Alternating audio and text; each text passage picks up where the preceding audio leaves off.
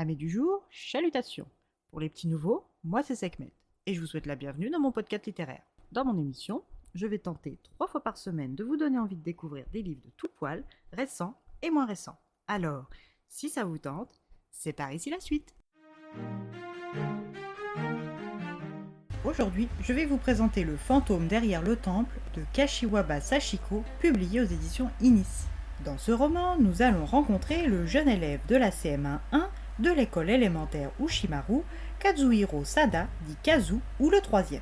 Ce surnom lui correspond plutôt bien car il est vrai qu'il est le troisième en tout, que ce soit en sport ou en mathématiques, et même quand il est question des filles. Dans sa classe, il est le responsable des animaux de compagnie, Saucisson et Patapouf, les deux hamsters. Il est du signe du bélier et du groupe sanguin O. Il est aussi le meilleur ami de Takamatsu Yusuke depuis tout petit. Leur classe est dirigée d'une main ferme par monsieur Harukawa Jiro, dit le ténor, et l'école tout entière est co-dirigée par celui que tout le monde surnomme Pois Chiche, un homme obsédé par l'histoire de la vie. Kazu se plaît bien dans son école avec ses camarades de la classe 1 jusqu'à ce que ce fameux jour d'atelier multiniveau arrive. Un soir ordinaire, chaud et humide, Kazu choisit de regarder un programme de fantômes glaçants, et ce contre l'avis moqueur de sa grande sœur ou de sa mère. Après environ 3 heures d'émission, Kazu part se coucher. Sa sœur est sur le même palier. Mais au vu de ses réflexions vexantes, bien que vraies plus tôt dans la soirée, il se fait la promesse de ne pas la solliciter dans la nuit pour l'accompagner aux toilettes du rez-de-chaussée. À 4 heures du matin, la nuit est encore noire quand une envie pressante et un cauchemar le réveillent. Il se rappelle sa promesse et décide, plutôt que d'affronter le dédale de couloirs et de pièces devenues terrifiantes qui mènent aux commodités, de se soulager par la fenêtre, comme il lui est déjà arrivé de le faire dans le passé.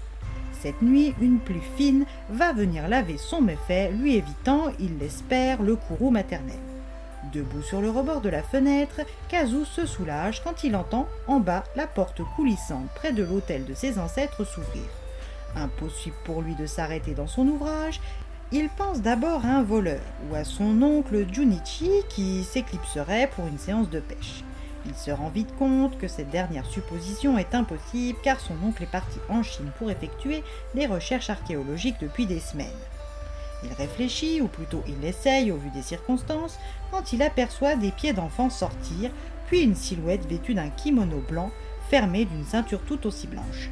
Ses cheveux aux épaules sont attachés sur le côté en une petite couette agrémentée de 2 petites boules rouges qui ressemblent à des prunes confites.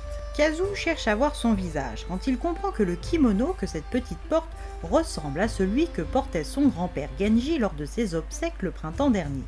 C'en est trop pour lui, il recule, oubliant qu'il était sur le rebord de sa fenêtre. Il retombe lourdement sur son séant, réveillant toute la maisonnée, dont ses parents au rez-de-chaussée. Son cri termine de réveiller son père. Une fois entouré de ses proches, Kazu tente de s'expliquer sur sa vision fantomatique, mais tout ce qu'il obtient, c'est les moqueries de sa sœur et la certitude d'un remontage de bretelles en bonnet due forme par sa mère pour avoir recommencé à uriner sur le toit. Son père est son seul allié et lui propose de rester avec lui pour le reste de la nuit, ce qu'il refuse, trop honteux qu'il est. Le lendemain, il retourne à l'école fatigué et pressé de raconter son expérience paranormale à Yusuke. La 4e heure de la journée est consacrée aux derniers ateliers multiniveaux du trimestre. Pendant les activités proposées par des associations de voisinage, les enfants de toute l'école sont répartis par association de voisinage. Les aînés veillent sur les petits et leur apprennent le fonctionnement de l'école, favorisant la bonne intégration de tous. C'est durant cette heure que Kazu la revoit, la petite fille de la nuit. Apeuré, il demande à Yusuke si lui aussi la voit. Son ami pense à une blague car celle qu'il désigne n'est autre que Shinobu Akari, une élève de leur classe, l'une de ses amies d'enfance et voisine. Kazu est sous le choc, il n'a absolument aucun souvenir de cette petite fille en dehors de ceux de la nuit passée. Il met son ressenti de côté et continue sa journée. Le co-directeur leur propose d'étudier de vieilles cartes de la ville, ce qui ne le passionne pas, mais alors pas du tout. Yusuke est le fils d'un commerçant de kimono qui a pignon sur rue depuis des décennies et les Sada sont eux aussi dans le quartier depuis des dizaines d'années. Mais ni l'un ni l'autre ne savaient que leur rue, en 1913, s'appelait l'allée du temple Kimiyo, qui littéralement signifie le temple de ceux qui reviennent à la vie. Kazu est piqué. Il faut qu'il en apprenne plus. En rentrant, il interroge sa mère et son père qui sont tous les deux ignorants. Mais comme son père travaille, comme son père avant lui à la mairie, il connaît peut-être quelqu'un susceptible de lui en apprendre plus sur l'histoire de leur quartier. Après un coup de fil, son père lui a obtenu un rendez-vous le lendemain avec Madame Minakami Sato, 83 printemps. Kazu se rend donc au 902 de la résidence Minami Height rencontrer cet octogénaire atypique et son chat noir Kiriko. Kazu ne se l'explique pas, mais il ne se sent pas en confiance avec la pomponnée petite mamie et décide de protéger Akari. Sato l'envoie au temple Ryusei consulter son dirigeant. Kazu, qui se sent déjà harassé par la chaleur estivale, traîne des pieds pour se rendre au quartier des temples. Mais Kiriko et son regard autoritaire ne lui laissent pas vraiment le choix.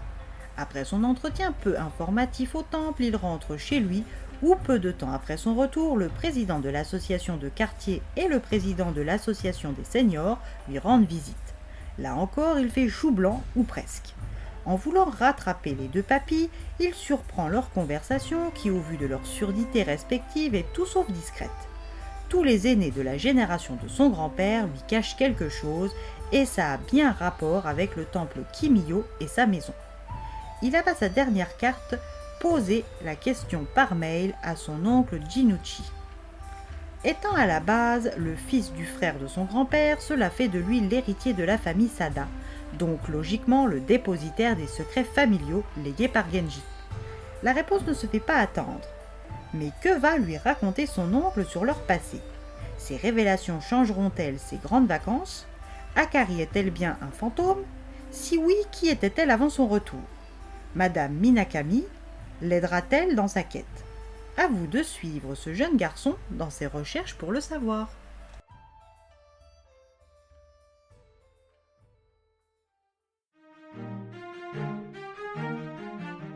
Un roman initiatique pour le jeune Kazuhiro, son ami Yuzuke et la petite Akari, mais peut-être aussi pour la pétillante Sato et pour tous les lecteurs qui se laisseront porter par la plume de l'auteur et de la traductrice. Et bien voilà, j'en ai fini pour aujourd'hui.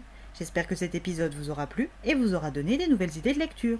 Si vous souhaitez découvrir d'autres petits bonbons littéraires tout droit sortis de ma bibliothèque, je vous retrouve le mardi 3 juin prochain pour un nouvel épisode.